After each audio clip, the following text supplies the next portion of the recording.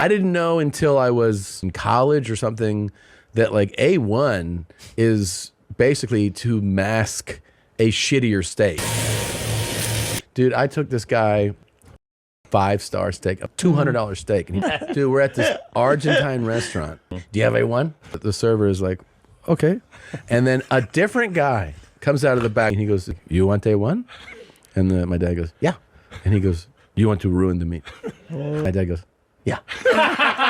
I would go, could you do me one favor? It's a good steak. It doesn't need nothing. And my dad used to say it. Will you take one bite without that shit on it? He'd start to do it. And then one time, you know, he gets this like crazy bone-in ribeye or Tomahawk Wagyu. something, yeah. And he takes it, he goes, guess what? This doesn't even need A1.